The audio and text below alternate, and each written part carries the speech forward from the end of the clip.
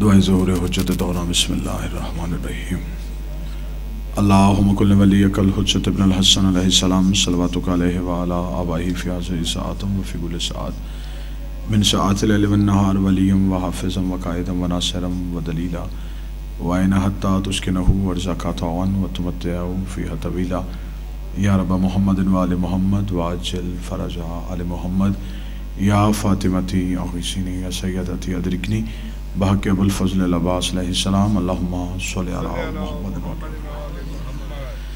بسم اللہ الرحمن الرحیم الحمدللہ رب العالمین اللہم ایکا نعبد و ایکا نستعین الصلاة والسلام وتحیت والاکرام علی آباء الحسین وبناء الحسین وجداء الحسین واولاد الحسین واصحاب الحسین ولعنت اللہ علی اعداء الحسین اما بعد فقد قال حق سبحانہ تعالی فی کتابہ المجید وفرقان الحمید وهو اصدق الصادقین وقولہ الحق بسم اللہ الرحمن الرحیم ذکر فإن الذکر تنفع المؤمنین بلندتر صلوات اللہم صلی علی محمد محبان نبی و اہل بیت نبی حبداران رسول و اہل بیت رسول دعا ہے کہ آل محمد کا عظیم کریم خالق ہماری اس عظیم ترین عبادت کو اپنی بارگاہ میں شرف قبولیت عطا فرمائے۔ رب الحسین بحق الحسین جتنے بھی ہاتھ ذکر شبیر میں مانگنے کے لیے آئے اس عزت والی دہلیز سے کوئی بھی خالی ہاتھ واپس نہ جائے۔ اللہ بانیان کے حاضرین کے ذاکرین کے رزق معرفت میں رزق ولایت میں اضافہ فرمائے۔ جتنے بھی اس دہلیز پہ مانگنے کے لیے آئے میرا مالک اس کا اجر کثیر عطا فرمائے۔ بالخصوص مل کے آمین کہیے گا اس وقت تک کسی شیعہ کی آنکھ موت کے لیے بند نہ ہو جب تک اسے دیدار کربلا نصیب نہ ہو جائے۔ ہر ہاتھ کو یہ سعادت بخش کہ وہ روضہ حسین سے مس ہو سکے، ہر آنکھ کو یہ شرف بخش کہ وہ مقدس زری کی زیارت کر سکے۔ بادشاہ کے انتظار نصیب فرمائیے، بعد از انتظار دیدار نصیب فرمائیے، بعد از دیدار نصرت نصیب فرمائیے، بعد از نصرت مالک کے قدموں میں شہادت کی موت عطا فرمائیے۔ دعاؤں کی قبولیت کے لیے درود سارے صحابان مل کے بابا سے بلند پڑھیں۔ اللہم صلی علی محمد۔ اجازت ہے جی گفتگو شروع کی جا سکے۔ میں نے آپ کے سامنے اللہ کے مقدس کلام سے سورہ زاریات سے ایک آیت تلاوت کرنے کا شرف حاصل کیا ہے۔ خدا کہہ رہا ہے ذکر کرو اس کا جو میرا ذکر ہے، تنفع المؤمنین، کیونکہ اس میں مومنین کے لیے فائدہ ہے۔ اب خدا نے یہ نہیں بتایا کہ وہ ذکر کس کا ہے، کس طرح کرنا ہے، کیسے کرنا ہے، لیکن خدا نے نشانی آخر میں یہ بتائی ہے کہ وہ جو بھی ذکر ہے اس میں فائدہ ہے لیکن مومنین کے لیے۔ اس کا مطلب کہ وہ جو بھی ذکر ہے وہ فائدہ دیتا ہے، نقصان نہیں دیتا، اس میں صرف اور صرف فائدہ ہی ہے۔ اب جب ہم نے تفاسیر عام کا مطالعہ کیا تو اس میں دو طرح کی تفسیر سامنے آئی۔ کسی نے لکھا ہے ذکر سے مراد یہ ہے کہ تسبیح پروردگار کی جائے، عبادت رحمان کی جائے۔ مجھے معاف کیجئے گا اگر اسی تفسیر سے مراد یہ لیں گے تو ہر تسبیح ہر نمازی کو فائدہ نہیں دیتے۔ اہل علم چہرے تو شریف فرمائیں، ہر نمازی کی نماز قابل قبول نہیں، ہر عبادت گزار کی تسبیح قابل قبول نہیں۔ خدا نے قرآن میں خود کہہ دیا ہے کہ کچھ ایسے نمازی ہوں گے جو جہنم کے آخری ٹھکانے میں ہوں گے۔ اس کا مطلب نماز تھی لیکن فائدہ نہیں تھا، عبادت تھی لیکن فائدہ نہیں تھا۔ یہاں خدا اگر نقصان دیتا تو خدا یہ کہہ دیتا کہ اس ذکر میں کچھ فائدہ ہے کچھ نقصان ہے۔ خدا نے کہا جس ذکر کی میں بات کر رہا ہوں اس ذکر میں سوائے فائدے کے ہے ہی کچھ نہیں، اس میں صرف اور صرف فائدہ ہے، بس فائدہ ہے، فقط فائدہ ہے اور صرف فائدہ ہے، نقصان ہے ہی نہیں، اس میں صرف فائدہ ہے۔ اب یہاں پہ آ کے بات آسان کر لیتے ہیں کہ خدا نے کہا کہ وہ ذکر ہے اور ذکر میں فائدہ ہے۔ اب آئیں قرآن سے پوچھتے ہیں کہ میرے اللہ یہ ذکر کون سا ہے؟ جس ذکر کی تو بات کر رہا ہے، یہ ذکر تسبیح ہے، یہ ذکر عبادت ہے، یہ ذکر نماز ہے، یہ ذکر تیرے سامنے سجدہ کرنے کا نام ہے، یہ ذکر کس چیز کا نام ہے؟ اگلی جگہ پہ خدا نے قرآن پہ اس کی وضاحت کر دی۔ خدا نے کہا کہ بے شک ہم نے تمہاری طرف رسول کو بھیجا ذکر بنا کے۔ یہاں خدا کہہ رہا ہے کہ ذکر کرو جس میں مومنین کے لیے فائدہ ہے۔ اب اس ذکر کے لیے ایک اور میں آیت پڑھ دیتا ہوں جس میں تھوڑی اور تفصیل واضح ہو جائے گی، تمہید مکمل ہو جائے گی اور ہم جلدی نتیجے کے قریب چلے جائیں گے۔ اگلی جگہ پہ جا کے خدا پھر بول پڑا، اب ذکر ہم نے ڈھونڈنا ہے سرکار، ہم ہیں ذکر کے پیچھے کہ وہ ذکر کون سا ہے۔ اگلی جگہ پہ خدا نے قرآن پہ جا کے تھوڑی سی وضاحت اور کر دی، فَاسْأَلُوا أَهْلَ الذِّكْرِ، سوال کرو اہل ذکر سے، پوچھو اہل ذکر سے، سوال کرو تم اہل ذکر سے۔ اب اہل ذکر جو ہیں اس سے مراد اب اللہ نہیں، کیونکہ یہاں اہل کا ذکر ہو رہا ہے کہ کچھ ایسے لوگ ہیں جو صاحبان ذکر ہیں۔ دوسری جگہ پہ خدا قرآن میں کہہ رہا ہے کہ میرا نبی ہے ذکر، یہاں کہہ رہا ہے اہل ذکر۔ اگر اہل ذکر کا سادہ ترجمہ کیا جائے تو سادہ ترجمہ یہ ہوگا، خدا کہہ رہا ہے اہل بیت سے سوال کرو۔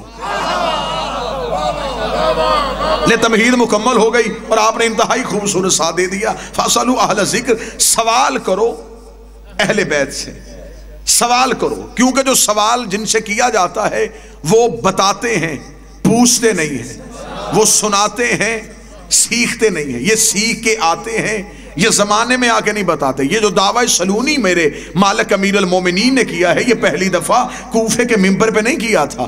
کوئی نہ سمجھے کہ کوفے کے ممبر پہ مولا امیر آئے تھے اور علی نے کہا تھا سلونی سلونی مجھ سے سوال کرو۔ یہ دعویٰ سلونی میرے مولا نے کوفے کے ممبر پہ نہیں کیا تھا، 3 دن کے علی نے کر دیا تھا، رسول کے ہاتھوں پہ کر دیا تھا۔ جب 3 دن کے علی تھے، 16 رجب کو رسول کعبہ سے علی کو لے کے باہر نکلے تھے، تو وہاں پہ باہر بیٹھے ہوئے تھے لات منات اور عزا کے پجاری۔ انہوں نے رسول کے ہاتھوں پہ ایک چھوٹا سا بچہ دیکھا، ان کے ذہن میں آیا یہ بچہ کہاں سے آیا؟ انہوں نے ایک دوسرے سے پوچھا یہ بچہ کہاں سے آیا؟ کسی نے کہا لات سے پوچھتے ہیں بچہ کہاں سے آیا، دوسرے نے کہا منات سے پوچھتے ہیں بچہ کہاں سے آیا، ایک نے کہا عزا سے پوچھتے ہیں بچہ کہاں سے آیا۔ دیوار کعبہ کے قریب ایک شور پڑ گیا تھا کہ اپنے بتوں سے پوچھو کہ بچہ کہاں سے آیا، بتوں سے پوچھو کہ یہ کہاں سے آیا، بتوں سے پوچھو کہ یہ کہاں سے آیا۔ 3 دن کا علی دستے پیغمبر پہ بولے اور بول کے کہنے لگے ان سے نہ پوچھو، مجھ سے پوچھو۔ یہ سوال کرنا، یہ سوال کرنا ہے تو سوال مجھ سے کرو۔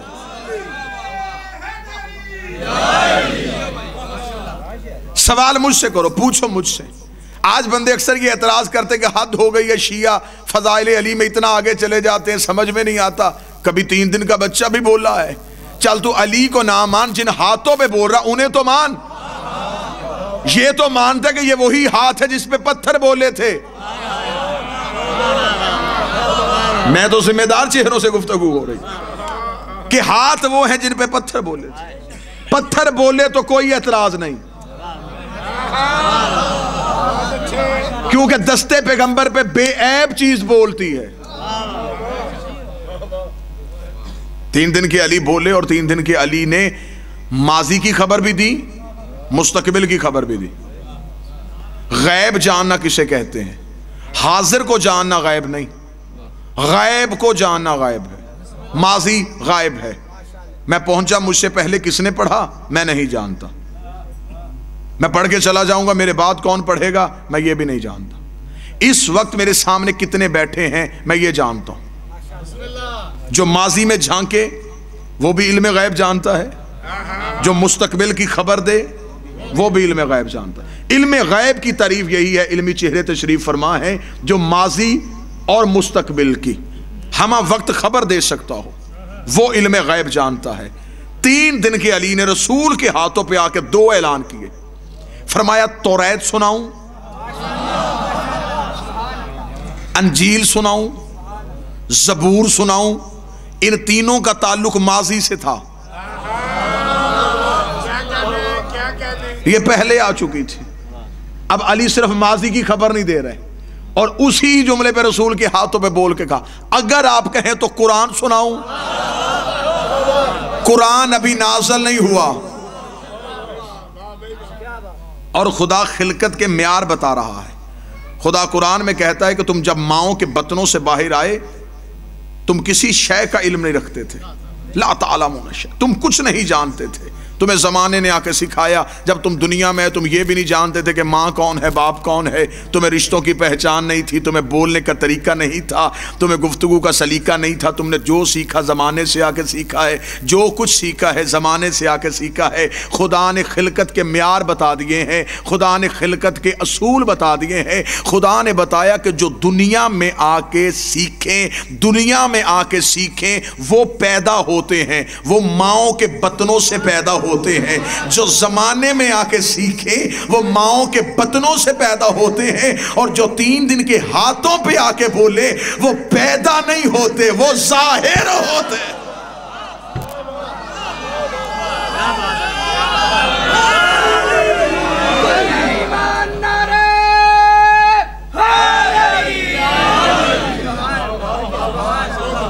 وہ پیدا نہیں ہوتے. اس کی دلیل دیتے ہیں تو دلیل قرآن سے لے لیتے ہیں. بسم اللہ الرحمن الرحمن علم القرآن خلق الانسان. رحمان ہے وہ جس نے پہلے علم دیا پھر خلق کیا. علم پہلے خلقت بعد میں. یہاں جو پیدا ہوتے ہیں ان کی خلقت پہلے علم بعد میں. یہ جو رہتے ہیں یہ 14 اور قرآن سے. قرآن تو بار بار پکار کے، قرآن تو ہے ہی آل محمد کے قصیدے کا نام. اور انتہائی پڑھے لکھے احباب تشریف فرما ہے. قرآن اپنے اندر کئی معنی رکھتا ہے. اکثر بندے کہہ دیتے ہیں، میں نے زندگی میں کبھی اہل علم مولانا میرے بھائی تشریف فرما ہے، میری سعادت ہے میرے اہل سنت برادران کے جید علماء کرام تشریف فرمائیں. اکثر لوگ یہ سوال کر دیتے ہیں فلاں بندے نے ترجمہ غلط کیا، فلاں کا ترجمہ غلط ہے. میں نے کبھی نہیں کہا. میں نے کہا ہر کوئی ترجمہ ٹھیک کرتا ہے اپنی معرفت کے مطابق. ترجمہ سب ٹھیک کرتے ہیں اپنی معرفت کے مطابق. اس کے لیے میں اگلا جملہ معرفت کا کہنے لگا ہوں. قرآن ہاتھوں پہ آ کے جب کھلتا ہے نا تو قرآن قاری کا چہرہ دیکھتا ہے. جتنی معرفت ہوتی ہے اتنے معنی اگلتا ہے. استاد منیر نیازی کا مجھے جملہ یاد آ گیا. وہ کہا کرتے تھے قرآن کی آیتیں اتنی حسین ہیں یہ بے ضمیر چہروں سے پردہ کرتی ہیں. قرآن کی آیتیں اتنی حسین ہیں یہ بے ضمیر چہروں سے پردہ کرتی ہیں، چھپ جاتی ہیں. کیونکہ قرآن کہہ رہا ہے کہ میرے اندر بھی ایک چھپی ہوئی کتاب ہے. قرآن قاری کا چہرہ دیکھتا ہے اور پھر قرآن اس کی معرفت کے مطابق اپنے معنی اگلنا شروع کر دیتا ہے. جتنی وہ معرفت بڑھاتا جاتا ہے قرآن اسے اتنی ہی معرفت دیتا چلا جاتا ہے. اور بہتر ہوتا ہے کہ جب قرآن وارث سے لیا جاتا ہے تو پھر قرآن اپنے معنی کو صحیح انداز میں بہتر طریقے سے بیان کرتا ہے. جیسا کہ میرے بادشاہ کے سامنے ایک شخص نے آ کے کہا مولا ایک طرف آپ کہتے ہیں کہ حدیث ہے ہم سارے ہی محمد ہیں، پھر آپ میں کوئی علی کیوں، کوئی حسن کیوں، کوئی حسین کیوں، کوئی سجاد کیوں، کوئی جعفر کیوں، پھر سارے ہی محمد کیوں نہیں، پھر یہ نام مختلف کیسے؟ اب جواب ہی بتائے گا کہ میں امام کی زبان سے نکلا ہوں. اس میں بتانے کی ضرورت نہیں ہوتی. معصوم اور غیر معصوم کا لہجہ بتا دیتا ہے، جملہ بتا دیتا ہے کہ میں کس زبان سے نکلا ہوں. جس کی زبان بولی اور نہج البلاغہ بنے. جب اس نے کہا کہ مولا یہ آپ اگر سارے ہی محمد ہیں پھر کوئی علی، کوئی حسن، کوئی حسین، کوئی موسیٰ، کوئی جعفر، کوئی رضا، کوئی تقی، کوئی نقی، یہ نام مختلف کیوں؟ امام مسکرائے. امام نے کہا وہ سامنے طاق سے قرآن لے کے آ. اس نے قرآن لا کے امام کے ہاتھوں پہ رکھا. امام نے بند قرآن کو دیکھا. امام نے کہا یہ کیا ہے؟ اس نے کہا قرآن. امام نے کھول کے کہا یہ رحمان کیوں ہے، یہ بقرہ کیوں ہے، یہ آل عمران کیا کہنے سرکار. یہ کھلتا ہے تو صورتوں کی صورت میں، سمٹتا ہے تو قرآن کی صورت میں. فرمایا ہم جب کھلتے ہیں تو 14 ہو جاتے ہیں، ہم سمٹتے ہیں تو محمد ہو جاتے ہیں.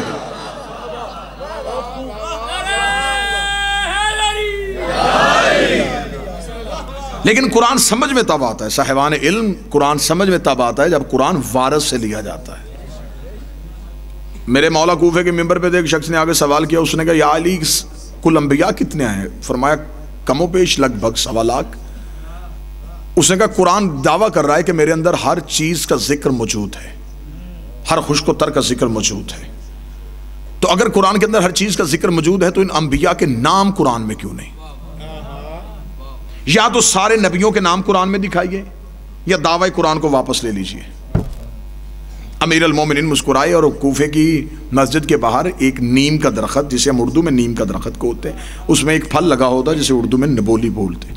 امیر نے فرمایا وہ نبولی توڑ کے لے گیا، وہ نبولی توڑ کے لے کے علی نے فرمایا میرے ہاتھ پہ رکھ۔ اس نے کہا یا علی میں آپ سے پوچھ رہا ہوں کہ 1.25 لاکھ نبیوں کے نام قرآن کی کسی صورت میں دکھائیں، آپ کہہ رہے ہیں کہ نبولی میرے ہاتھ پہ رکھا۔ علی نے فرمایا اس نبولی میں تیرے سوال کا جواب۔ اس نے کہا مولا سوال کا جواب کیسے؟ امیر نے فرمایا یہ کیا ہے؟ اس نے کہا نبولی۔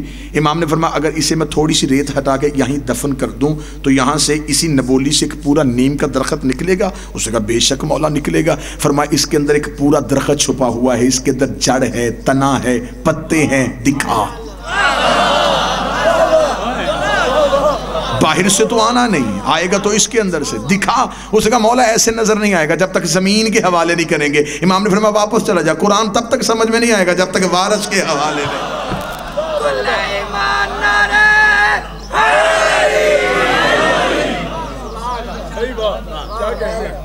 فَاسْأَلُوا أَهْلَ الذِّكْرِ، سوال کرو تم اہل الذکر سے۔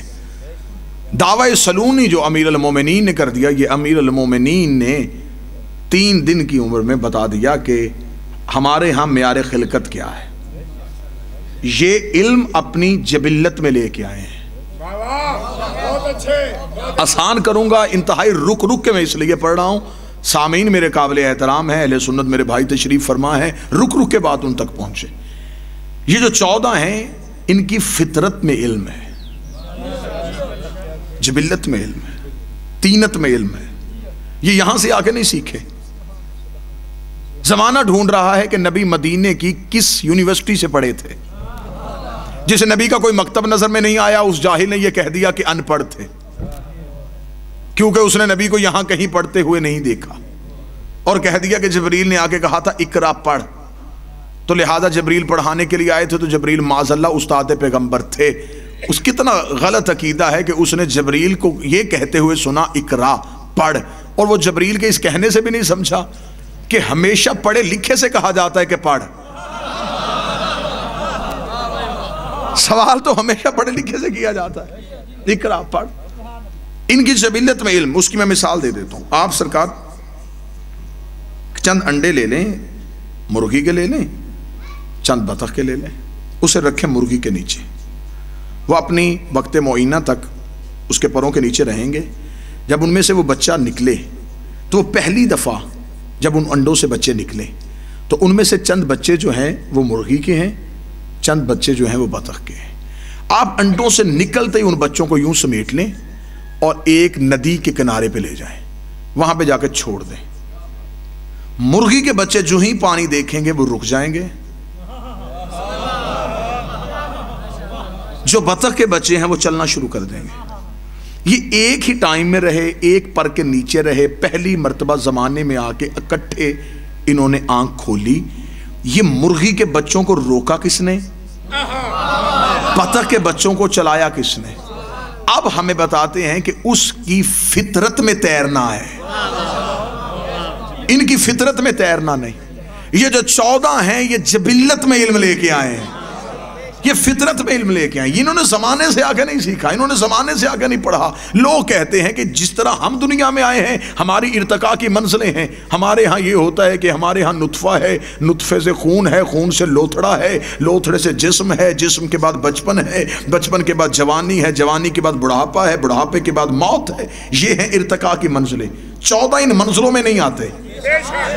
کوئی عقیدہ میرے ساتھ ملے نہ ملے، میں اپنا حق بیان کرنے لگا ہوں، وہ ان منزلوں میں نہیں آ سکتے، وہ آ ہی نہیں سکتے ان منزلوں پہ۔ وہ تو ان کی مہربانی ہے کہ ہمیں سمجھانے کے لیے ہم جیسے بن کے آ گئے، یہ تو ان کی کرم نوازی ہے کہ وہ ہمیں سمجھانے کے لیے ہم جیسے بن کے آ گئے۔ اگر وہ اپنی اصلی حالت میں آ جاتے تو شاید زمانے کی وہی حالت ہوتی جو طور پہ موسیٰ کے ساتھیوں کی ہوئی تھی۔ یہ تو ان کا کرم تھا، یہ تو ان کا فیض تھا، یہ ہمیں سمجھانے کے لیے ہم جیسے بن کے آ گئے۔ اب جب جس نے اپنے جیسے دیکھا اس نے کہا جی بشریت کا لبادہ تھا، ہماری طرح ہاتھ ہے، ہماری طرح آنکھیں تھی، ہماری طرح کھاتے تھے، ہماری طرح پیتے تھے، ہم میں اور ان میں فرق کیا ہے؟ وہ تو ہماری طرح حقیقت میں نور تھا، باہر بشریت کا لبادہ تھا۔ لبادہ بشریت میں چھپا ہوا ایک نور تھا. میں اس کی ایک پھر مثال دے دیتا ہوں, مثالوں کے ذریعے سے, کیونکہ زمیندار مجمع ہے, بات پہنچے. میری آواز اس مائک کے ذریعے سے آپ تک جا رہی ہے. کس طرح آ رہی ہے شرائع صاحب؟ اس تار کے ذریعے. اس کے اندر ایک بجلی کی لہر دوڑ رہی ہے جو میری آواز کو ان ساؤنڈز کے ذریعے سے آپ تک پہنچا رہی ہے. اس بجلی کی لہر کے اوپر یہ ایک پلاسٹک اور ربڑ کا کور ہے. اگر یہ کور نہ ہوتا, میں کوشش کر رہا ہوں رک رک کے اور سمجھا کے بعد, میں اسے چھو نہ سکتا. اس کے اندر ایک تیز لہر, ایک تیز رو ہے جو دوڑ رہی ہے. باہر جس نے بنائی اس نے ایک کور چڑھا دیا تاکہ انسانیت فائدہ بھی لے, نقصان بھی لے. ہر بندہ پڑھا لکھا نہیں ہوتا, لوگ اسے ہاتھ بھی لگا لیں, فائدہ بھی لیتے رہیں, نقصان بھی نہ ہو. جب تک یہ ہمارے قریب رہی اس کے اوپر یہ کور رہا. لیکن یہ جو باہر کھمبوں کے اوپر ہیں, ان کے اوپر کور کیوں نہیں؟ وہاں ان سے زیادہ وولٹیج ہے, کیونکہ وہاں اس کے علاوہ جانے والا کوئی نہیں. وہاں یہ اپنے مسکن سے آتی ہے, مسکن میں جاتی ہے, وہاں یہ اپنی اصلی حالت میں رہتی ہے. مثال میں نے بڑی سادہ کر کے دے دی تھی کہ شاید اس سے آگے مجھے بحث کی ضرورت نہ پڑے. جب تک نبی کا نور انسانیت کے قریب رہا, اس کے اوپر بشریت کا لبادہ رہا. جب اپنے مسکن پہ گیا پھر اپنی اصلی حالت میں گیا تھا, اور جبریل نے بھی پر جوڑ کے کہا تھا ایک لمحہ بھی آگے گیا تیرے نور سے پر جل جائے.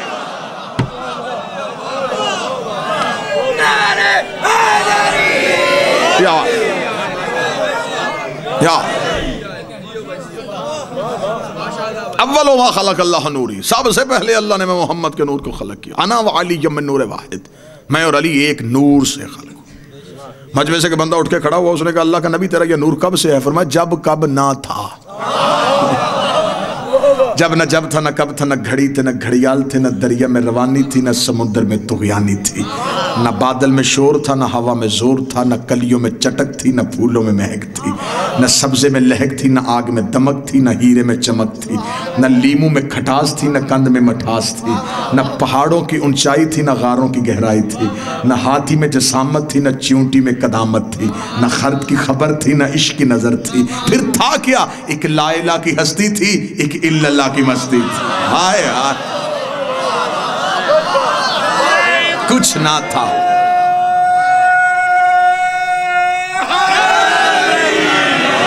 کچھ نہ تھا ہم تھے, کچھ نہ ہوگا ہم ہوں گے. کچھ بھی نہ تھا, کیا کہوں کیا تھا, جو بھی کہوں گا وہ لفظ ہوں گے.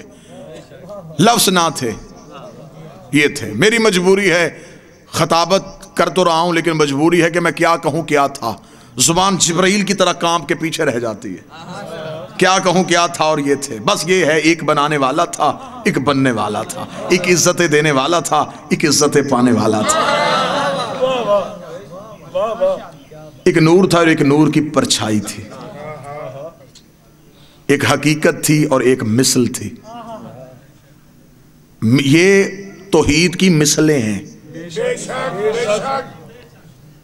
جب آپ آئینے کے سامنے کھڑے ہوتے ہیں, جو آئینے کے اندر نظر آ رہا ہوتا ہے وہ آپ نہیں ہوتے, آپ کی مثل ہوتا ہے. آپ ہاتھ اٹھاتے ہیں وہ بھی اٹھا لیتا ہے, آپ مسکراتے ہیں وہ بھی مسکرا دیتا ہے, آپ بیٹھتے ہیں وہ بھی بیٹھ جاتا ہے. آپ اس سے بھی زیادہ خاموش ہو, نتیجہ دینے میں مجھے اتنا لطف آئے گا کیونکہ آپ کا تجسس بتا رہا ہے کہ آپ گہرائی تک جانا چاہتے ہیں. شیرازی بادشاہ, وہ جو اندر ہے وہ سب کچھ وہی کرتا ہے جو باہر والا کرتا ہے. کیوں کرتا ہے؟ اس لیے کہ اندر والے کا اپنا ارادہ کوئی نہیں ہوتا.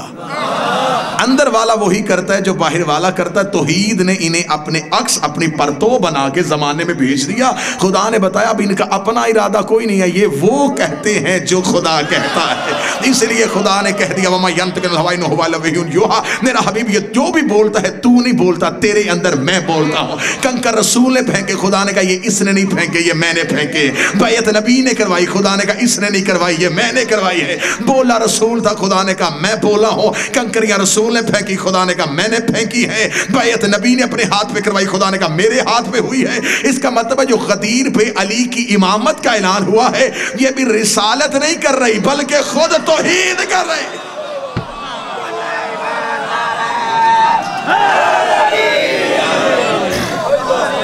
بسم اللہ سر. اس نے اپنے عکس بنا کے انہیں بھیج دیا اپنی. بس یہ وہ وجود ہے جس کے اندر اس کے نور کی حقیقتیں اور تجلیاں ظاہر ہوتی ہیں. یہ وہ سراپے ہیں، یہ وہ شکلیں ہیں جو اس کی پہچان کرواتے ہیں. آسان کر دیتا ہوں، یہ 14 وہ صاف اور شفاف آئینے ہیں جن سے توحید نظر آتی ہے. اب آپ مجھ میں سوال کریں گے اللہ کو ضرورت کیا تھی شکلوں کے ذریعے سے اپنی پہچان کروانے کی؟ تو پروفیسر صاحب پھر میں تو یہی جواب دوں گا نا، اس کو ضرورت نہیں تھی، ہم جاہل تھے. اسے ہماری علمی قابلیت کا پتہ تھا. یہ اتنے پڑھے لکھے ہیں، یہ اپنے بچے کو پڑھاتے الف ہیں اور دکھاتے انار ہیں، پڑھاتے الف ہیں دکھاتے انار ہیں، پڑھاتے بے ہیں دکھاتے بکری. اب استاد کا گریبان پکڑ کے پوچھ پڑھایا الف دکھایا انار کیوں؟ وہ کہے گا الف لفظ ہے انار پہچان ہے، الف لفظ ہے انار پہچان ہے. تو بات تو یہی ہے، اللہ ذات ہے، 14 پہچان ہے. یہ ذات ہے 14. مشکل بات تو اس میں ہے ہی کوئی نہیں. انہوں نے اس کی پہچان کروائی. انہوں نے زمانے میں آ کے بتایا کہ اللہ ہے. یہ اللہ بننے نہیں آئے تھے، اللہ منوانے آئے تھے. واللہ بخدا بہت آسان تھا ان کے لیے اپنے آپ کو اللہ منوانا. جس دور میں لوگ پتھر پوج رہے تھے وہ انہیں سجدہ نہیں کر سکتے تھے. انہوں نے سجدہ کر کے بتایا کہ اللہ وہ ہے جسے ہم جھک رہے ہیں. ہم سجدے کرتے ہیں جنت کے لالچ میں، یہ سجدے کرتے ہیں اسے منوانے کے لیے. کتنا فرق ہے ان کی عبادت میں اور ہماری عبادت میں. یہاں جنت کا لالچ کوئی نہیں، دوزخ کا خوف کوئی نہیں. یہاں عبادت ہے تو توحید کو منوانے کے لیے ہے، اللہ کو منوانے کے لیے ہے. کیونکہ اس سے پہلے جتنے بھی ادیان عالم آ چکے تھے، ہر دین کا آغاز، دین کا وجود خوف کی وجہ سے ہوا تھا. جو پتھر سے ڈرے انہوں نے پتھروں کو سجدہ کرنا شروع کر دیا. سورج کو گہن لگ گیا، لوگوں نے سورج کو پوجنا شروع کر دیا. سانپ نے کسی کو ڈس لیا، انہوں نے کہا جو موت دے سکتا ہے پھر زندگی بھی یہی دیتا ہوگا. انہوں نے سانپ کے آگے ہاتھ جوڑ کے سانپ کو راضی کرنا شروع کر دیا. اگر پانی دریا سے نکل آیا اور اس نے ندیاں بہاتے ہوئے وہ سینکڑوں سیلاب کی صورت میں وادیاں بہا کے لے گیا تو لوگوں نے کہا پھر پانی مارتا ہے، تو لوگوں نے گنگا کو ماں کہنا شروع کر دیا اور اس کے سامنے جھکنا شروع کر دیا. کیا کہنے علی ابن ابی طالب تیرے، تو انہیں توحید کو کیسے کیسے منوایا ہے. علی سے پہلے لوگ پتھر کو خدا کہتے تھے، سورج کو خدا کہتے تھے، چاند کو خدا کہتے تھے، بندوں کو خدا کہتے تھے. علی نے آ کے سانپ کو چیر کے بتا دیا سانپ خدا نہیں ہوتا، بتوں کو توڑ کے بتا دیا پتھر خدا نہیں ہوتے، سورج کو پلٹا کے بتا دیا سورج خدا نہیں ہوتا، خود سجدہ کر کے بتا دیا بندہ بھی خدا نہیں ہوتا.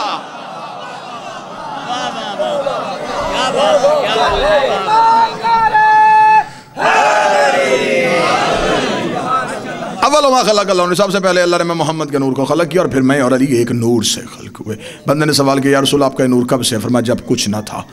پھر بھی کب سے ہے؟ فرمایا خدا نے 12 حجابات بنائے، 12 پردے بنائے، 12,000 سال تک ہمارا یہ نور حجاب قدرت میں رہا جہاں پر سبحان ربی الاعلیٰ کی تسبیح پڑھتا رہا. 11,000 سال تک یہ نور حجاب منت میں رہا جہاں پر سبحان من ہوا قائم لیل وہ تسبیح پڑھتا رہا. 10,000 سال تک یہ نور حجاب سعادت میں رہا جہاں پر سبحان من ہوا دائم لیس وہ تسبیح پڑھتا رہا.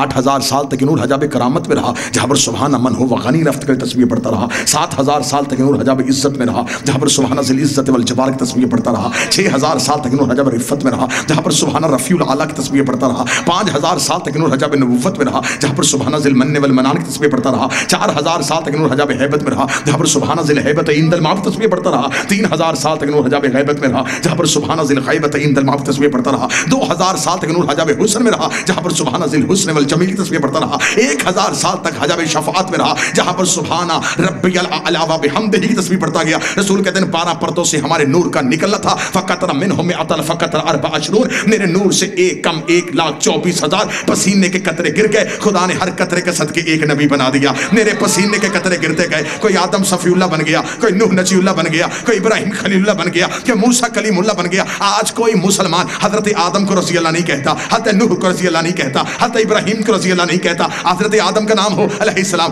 ابراہیم علیہ السلام، نوح علیہ السلام، موسیٰ علیہ السلام. اب یہ علیہ السلام بنے کیسے؟ ہمارے نبی کے پسینے کے صدقے سے. فیصلہ گھر جا کے کرنا، جو پسینے سے بنے وہ علیہ السلام، جو خون سے بنے وہ رضی اللہ کیسے.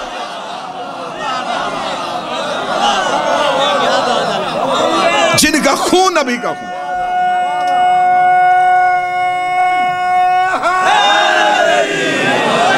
جن کا خون نبی کا اپنا خون، دموں کا دم ہے، جسموں کا جسم ہے، لحموں کا لحمی، تیرا گوشت میرا گوشت، تیرا خون میرا خون، تیرا جسم میرا جسم، تو پھر وہ رضی اللہ نہیں ہو سکتے۔ تو جو ہے صاحبان، 12 پردوں سے میرے نور کا باہر آنا تھا، یہ طیب اور طاہر دریاؤں میں درہ زہو سے درہ کرم، جویجی درہ کرم سے درہ تقوی، درہ تقوی درہ جود، درہ جود سے درہ سخا، درہ سخا سے درہ عطا، درہ عطا سے رحمت، درہ رحمت سے درہ شفاعت، درہ شفاعت درہ حسن، مقدس دریاؤں کو عبور کرتا کرتا یہ نور صلب آدم میں آیا۔ صلب آدم میں ہم نے کبھی نہیں کہا کہ معاذ اللہ ثم معاذ اللہ کہ نبی کے آباء و اجداد مسلمان نہیں تھے۔ جاہل ہے وہ مسلمان جو یہ عقیدہ دیتا کہ باپ دادا مسلمان نہیں تھے۔ خدا قرآن میں کہتا ہے یاسین والقرآن الحکیم انک لمن المرسلین، او میرا سید، میرا سردار نبی، مجھے حکمتوں والے قرآن کی قسم تم مرسلین میں سے ہے، کافرین میں سے نہیں ہے۔ انک لمن المرسلین، تم مرسلین میں سے ہے۔ صلب آدم میں رسول کہتے ہیں ہمارے نور کا آنا تھا، صلب آدم سے صلب شیس میں آیا، صلب شیس سے صلب انوش میں آیا، صلب انوش سے صلب کنان میں آیا، صلب کنان سے صلب مقداد میں آیا، صلب مقداد سے صلب بحر میں آیا، صلب بحر سے صلب لوی میں آیا، صلب لوی سے صلب غاب میں آیا، صلب غاب سے صلب قالب میں آیا، صلب قالب سے فہر میں آیا، صلب لاہو سے صلب قاد میں آیا، صلب قاب سے زید میں آیا، صلب زید صلب قدار میں آیا، صلب قدار صلب عدنان میں آیا، صلب عدنان صلب ماد میں آیا، صلب ماد صلب مدرکہ میں آیا، صلب مدرکہ صلب خزیمہ میں آیا، صلب خزیمہ صلب کنانہ میں آیا، صلب کنانہ صلب نظر میں آیا، صلب نظر صلب مالک میں آیا، صلب مالک صلب غاب میں آیا، صلب قاہب سے صلب اسد میں آیا، صلب اسد صلب عبد مناف میں آیا، صلب عبد مناف سے صلب ہاشم میں آیا، صلب ہاشم سے صلب عبد المطلب میں آیا، صلب عبد المطلب اس نور کا آنا تھا، دو برابر حصوں میں تقسیم ہو گیا، ایک صلب عبداللہ میں چلا گیا، ایک صلب ابو طالب میں چلا گیا، جو صلب عبداللہ میں گیا محمد رسول اللہ بن گیا، جو صلب ابو طالب میں علی ولی اللہ بن گیا۔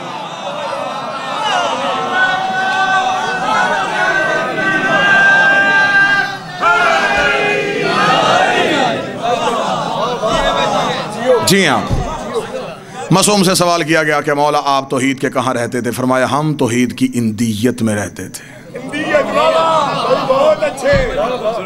بڑا خوبصورت سفر ہوا، تو میں چاہتا ہوں کہ نتیجہ بھی اتنا ہی خوبصورت ہونا چاہیے۔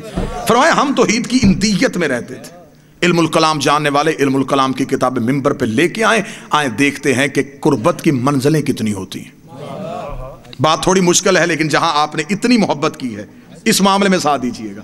کتنی منزلیں ہوتی ہیں سرکار؟ منزلیں ہوتی ہیں 4: قرب، دن، لدن، اندیت۔ علم الکلام کہتا ہے کہ کسی انسان کو جانچنے کے لیے، پرکھنے کے لیے 4 منزلیں ہیں: قرب، دن، لدن، اندیت۔ قرب کیا ہے؟ یہ سارا مجمع میری گفتگو سن رہا ہے، آپ میرے قریب ہیں، سارے قرب نہیں۔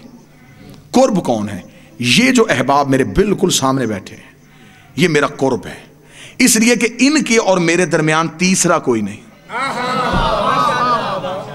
ٹھیک ہو؟ پیچھے سے کوئی صاحب اگر مجھ تک آنا چاہے، وہ کسی کے کاندھے پہ ہاتھ رکھے گا، کسی کے بازو پہ رکھے گا، وہ لوگوں سے ہوتا ہوا مجھ تک پہنچے گا۔ اگر قبلہ بادشاہ شیرازی صاحب مجھ تک آنا چاہیں تو یہ سیدھے بغیر کسی وسیلے کے مجھ تک آ جائیں۔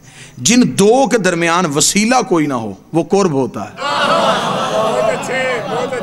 اس لیے خدا نے قرآن میں کہا کہ میرے نبی کے قربہ سے محبت کرو، ان سے محبت کرو جو نبی کے اتنے قریب ہیں کہ ان کی اور نبی کے درمیان وسیلہ کوئی نہیں ہے۔ اب میرا خیال ہے اگر کسی بندے نے قرب ڈھونڈنا ہو تو چادر سے اچھی مثال کوئی نہیں۔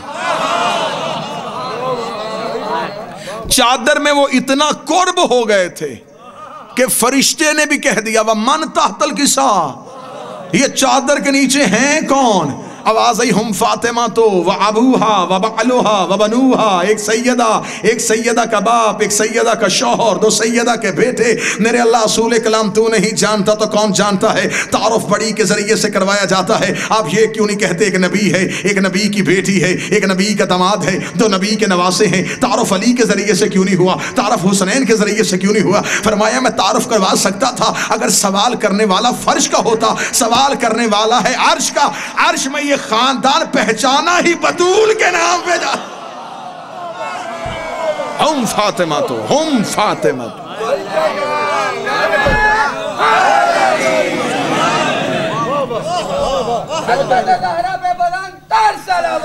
اللہم صلی علی محمد وآلہ۔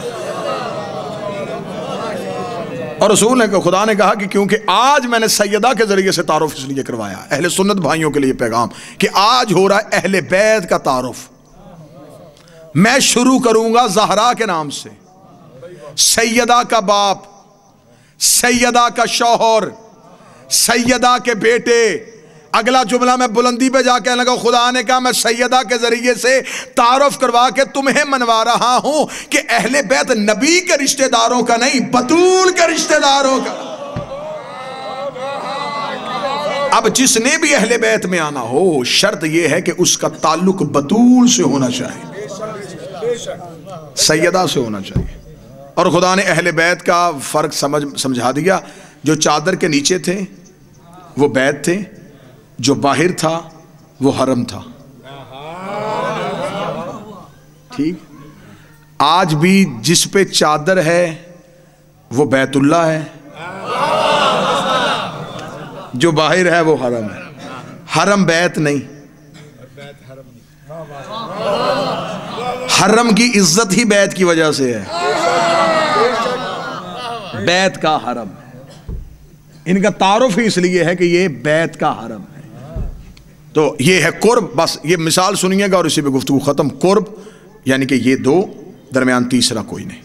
اس سے اگلی منزل کون سی ہے سرکار؟ دنو۔ دنو کسے کہتے ہیں؟ خدا سورہ واقعہ میں کہتا ہے کہ جنت میں جنتی جو پھل کھائیں گے یہ ان کی مقام دنو پہ ہوگا، ہاتھ اٹھائیں گے اور پھل ہاتھ میں آ جائے گا۔ اس کا مطلب کہ جو ہاتھ تک پہنچے اسے دنو کہتے ہیں۔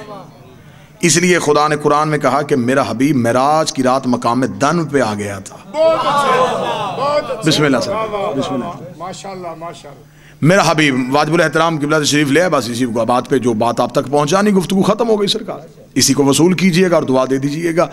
دنو جہاں تک ہاتھ پہنچے۔ لدن کیا ہے؟ مشکل گفتگو ہے لیکن بہت داد آپ کو کہ آپ نے احسن طریقے سے گفتگو کو سماعت کیا۔ قرب یہ فاصلہ جن کے درمیان کوئی نہ ہو۔ بولیے گا نا تھوڑا سرکار میرے ساتھ؟ دنو وہ یعنی کہ جو مائک ہے نا جی، یہ میرا قرب بھی ہے، دنو بھی ہے۔ شرائی صاحب میرا قرب ہے، دنو نہیں، ہاتھ نہیں پہنچ رہا۔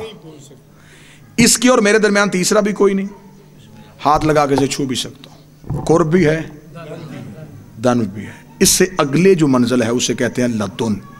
یہ جو میرے بدن کا لباس ہے یہ قرب بھی ہے، دنو بھی ہے، لدن بھی ہے۔ لدن اس لیے ہے کہ یہ میرے جسم کے ساتھ ہے، میں نہیں۔ یہ میرے جسم کے ساتھ ایسے لگا ہوا ہے لیکن میری ذات نہیں۔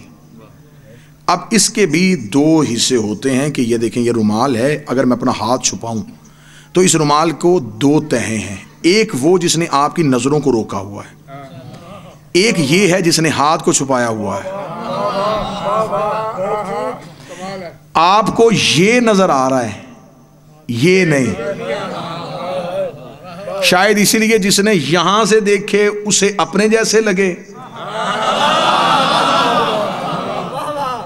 اس سے اگلی ہے اندیت، اور یہ 14 توحید کی اندیت میں رہتے ہیں۔ اندیت کیا ہے؟ یہ جو مجلس میں آپ کے سامنے پڑھ رہا ہوں، یہ گفتگو کہاں سے آ رہی ہے؟ میں دیکھ کے تو نہیں پڑھ رہا، کہیں سے سن کے تو نہیں پڑھ رہا۔ یہ گفتگو، یہ باتیں، یہ لفظ کہاں ہیں؟ یہ میرے اندر ہے، یہ میری اندیت میں ہے، یہ میرے اندر ہے، یہ میرے اندر ہے۔ میں چاہتا ہوں اگلا لفظ یہ کہوں، میں ارادہ کرتا ہوں لفظ ظاہر ہو جاتا ہے، میں سوچتا ہوں اگلا لفظ یہ کہوں گا اور وہ ظاہر ہو جاتا ہے۔ اس کا مطلب یہ میری مشیت کے تابع ہیں، میرے ارادے کے تابع ہیں۔ میں صرف ارادہ کرتا ہوں، یہ ظاہر ہو جاتا ہے۔ بڑے سے بڑا سائنسدان لے کے آؤ، وہ میرے خون کے خلیے دیکھ لے گا، وہ میری ہڈیوں کی تہیں دیکھ لے گا، وہ میرے جسم کا ایک ایک ذرہ چھان سکتا ہے، لیکن وہ جتنی مرضی بڑی ہیوی مشین لگا دے، وہ میرے جسم کے اندر سے میرے لفظ نہیں ڈھونڈ سکتا۔ یہ میرے لفظ کہاں ہے؟ یہ میرے اندر ہے۔ اندر ہے تو نظر کیوں نہیں آتے؟ اس کا مطلب جو اندیت ہوتی ہے وہ حقیقت میں نظر نہیں آ رہی ہوتی، میں صرف ارادہ کرتا ہوں، یہ ظاہر ہو جاتا ہے۔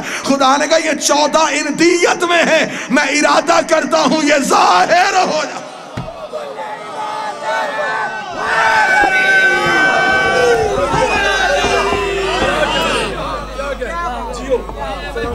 ارادہ ہوا اور یہ ظاہر ہو گیا۔